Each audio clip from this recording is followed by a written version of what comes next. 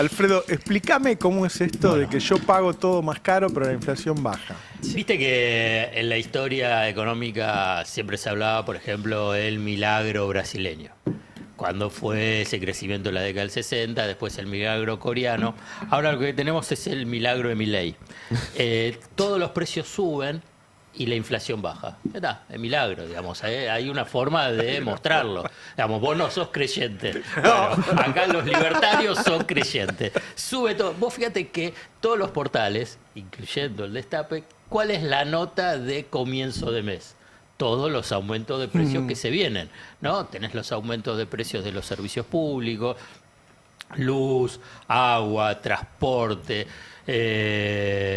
electricidad, aumento de los servicios privados, tenés internet, cable, prepaga, después también tenés el tema de que suben los combustibles e incluso todas las semanas las consultoras te dicen, bueno, el aumento de los precios de los alimentos y bebidas. Todos esos aumentos son siempre por encima después del promedio que sale del IPC. Uno puede decir, bueno, hay otros que compensan. Ahora bien, hay algo que está mal, porque, y esto es lo que se llama precios relativos, ¿no? Los precios hay algunos que suben y otros que bajan. La cuestión es cuáles son los más representativos para el presupuesto de la mayoría de los hogares.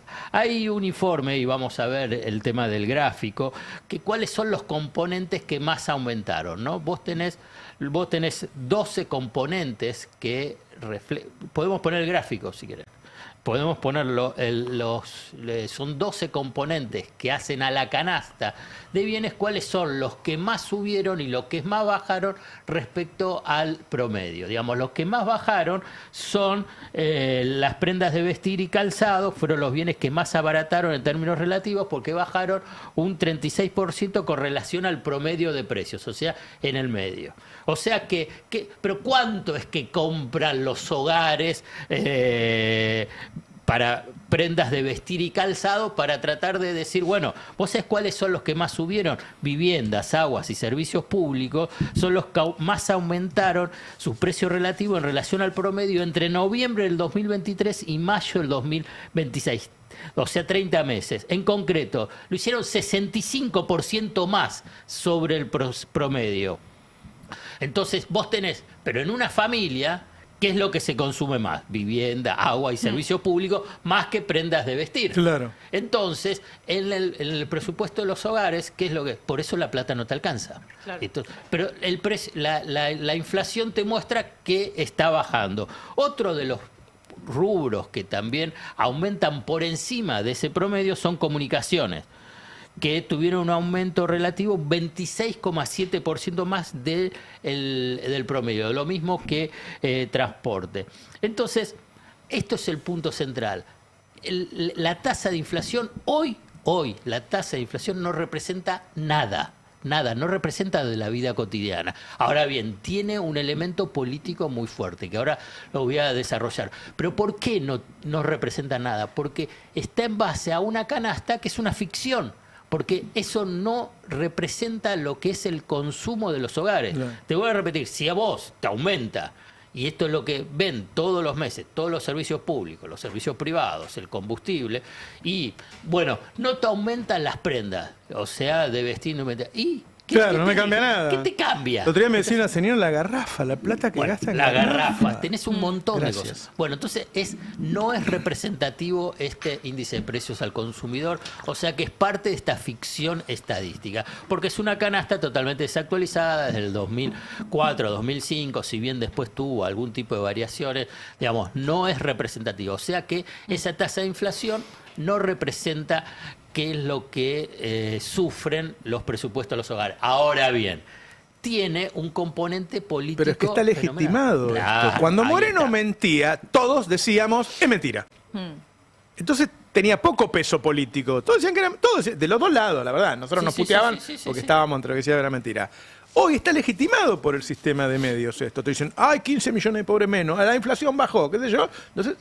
Porque te distorsiona todo. Como decís vos, te distorsiona el tema del nivel de pobreza, el tema del salario, del ajuste, subestima la magnitud de lo que es un ajuste ya muy, muy violento sobre el salario, sobre las jubilaciones, sobre el presupuesto de los ítems más importantes del presupuesto nacional. O sea que solamente es una herramienta política, y esto lo traigo. ¿Por qué? Porque como va a dar una tasa de inflación que va a estar debajo del 2%, del 1,9%, ven el éxito de la tasa de desinflación, pero ¿qué éxito? Si hay ahí una ficción, eso no representa nada, no tiene ningún relación con lo que es el presupuesto y la vida cotidiana de la mayoría de la población. O sea que políticamente va a decir, miren, ¿saben qué? Esa tasa de inflación no sirve, solamente sirve para la narrativa de Milei respecto a que están en un proceso de desinflación. Y como bien decís vos, hay una complicidad generalizada. Claro. Generalizada de los políticos, de los economistas, de las consultoras, del Fondo Monetario Internacional, pese a que hace algún tipo de asterisco de la necesidad de la actualización, pero cuando era durante el tema del kirchnerismo era muchísimo más duro. Te ponía una rayita, no hay tasa de inflación. Está claro que está convalidado, nadie discute, van a decir la inflación es del 1,9, 1,9, no va a tener discusión. 1,9 y no hay. Pero, claro. pero y además los sindicatos, digo, ¿qué es lo que negocian los sindicatos? ¿En base a qué tasa de inflación están negociando los sindicatos? Cuando después tenés ese aumento del 1% y decís, bueno, si igual la plata no la alcanza. Ayer hablé con el pibe que me vino a traer la pizza y me conoció, ¿viste? Y me dice, oh, Roberto, no sabe qué mal que nos va, no sabe qué mal que nos va, nosotros mucho lo votamos, es un desastre. Dice, no nos llama nadie, todos nos dan, no nos dan propina o nos dan la mínima, nos estamos muriendo de hambre. El tipo, un pibe jovencito, ¿viste? Que nos escucha, dice, yo lo escucho por mi papá, antes no lo escuchaba, y me dice que no labura nada, Entonces, digo, baja el consumo en su mercado, baja el consumo en Mercado Libre, baja el consumo en Pedido Ya. Es obvio que, además creo que la masa de ingresos está 11% abajo de la de 2023. Bueno, ahí tenés el dato. Bueno, por eso, el dato para tratar de hacer un abordaje como un Vos proxy, estabas justo en línea dicen. con esto, con el ingreso disponible. Sí. Claro, por eso, que es la aproximación, tratar de entenderlo, es lo del ingreso disponible. Sí, de hecho, en la placa 5 tenemos justamente esta evaluación de la canasta de servicios. O sea, cuánta plata gastamos en servicios ahora en junio de 2026 con la comparación con 2023. Este es un estudio del Instituto Argentina Grande que lo que hace es llevar a precios de hoy la canasta de noviembre de 2023. Y ahí vemos cómo hubo una variación tanto en la tarifa de luz como en la de gas, en la de agua y en la de transporte. Ahora, no solo, digo, ya la imagen general te da la pauta de cómo cambió esa política de energía, esa política de transporte, porque no tiene que ver con un aumento que fue en relación a la inflación, sino que en el caso, por ejemplo, de la tarifa de luz se multiplicó por 4, o sea, se multiplicó muy por encima, no solo de la inflación, porque al hablar de precios constantes ya está descontado, sino que ya es el peso que hace a nuestro bolsillo. Y tenemos la multiplicación por 4 de la tarifa de luz y en el caso del transporte se multiplicó por 5. O sea, es un cambio total en la política de transporte. Vos antes gastabas muy poco en el transporte, o sea, en lo que tiene que ver con colectivos, trenes, y ahora, bueno, ya es un peso mucho más significante. O sea, en noviembre de 2023, con los precios de hoy, hubieses gastado en total 61.219 pesos y ahora estás gastando 177.907 pesos. O sea, casi el triple de lo que gastabas antes en estos servicios, que obviamente son servicios básicos, son servicios que tenés que pagar sí o sí. Claro. Y por eso hablamos del ingreso disponible, porque antes, de hecho, casi no tienen morosidad. Porque la gente los paga porque necesita el servicio. no te queda otra y porque además ahora te lo pueden cortar en el caso del agua. Te lo cortan. Hoy justo consulté eso porque quería ver si había un correlato y por lo menos el tema de agua, no, está completamente planchado en 11%. Está estabilizado allí y no se mueve. La morosidad. La morosidad del pago del agua. Este gráfico se lo podés distribuir a todo el mundo progre que decía que las tarifas eran baratas. No, bueno, porque esta es la consecuencia. Digamos, si vos... Te van a decir que todavía no pagamos las tarifas plenas. Claro, pero sí, ¿durante cuánto tiempo? Todavía no pagamos las plenas. Todavía no pagamos las tarifas plenas porque hay una discusión previa, vos la has traído varias veces acá, que tiene que ver cuánto cuesta la energía en la Argentina. Es que lo que hay que discutir no es subsidio sí o subsidio no, es cuánto cuesta la energía en Argentina. Claro. Eso es lo que hay que discutir. El ¿Cuánto tema cuesta la energía? es que este gobierno tiende a usar ese precio como si fuese un precio internacional, que es un error, porque nosotros producimos energía en base, sobre todo, al gas que sacamos de Por Vaca eso Muerta. remiten tantas ganancias después, porque todo es ganancia. Es una locura lo que ganan con Bueno, esto. ahora que Claro. mucha gente en el Mundial, cualquiera que quiera cargar nafta y que está en el Mundial se va a dar cuenta que es mucho más barata allá en Estados Unidos que acá. Y siempre fue mucho más cara. Había que cargar nafta en Estados Sí. Unidos antes.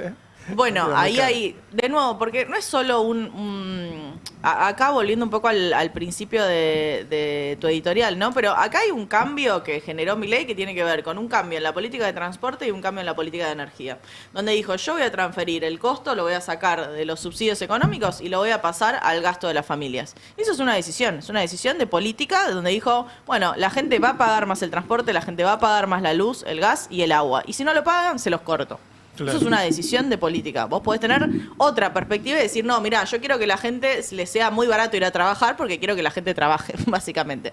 Bueno, no es lo que el gobierno está decidiendo y tiene sentido en relación a su plan económico porque su plan económico es de presión de esa economía interna. O sea, es un ambiente económico recesivo. Entonces, ¿para qué quiere que la gente se mueva? Claro. No tiene mucho sentido. Y con los servicios pasa lo mismo, algo que para mí nunca llegamos a discutir de este lado, por lo menos no a concretizar, que es el costo de la energía. ¿Cuánto cuesta el gas, la luz, el agua en un país que produce energía? Bueno, en el caso del agua depende mucho de las provincias, ¿no? Pero es una discusión interesante en términos de hacia dónde queremos ir.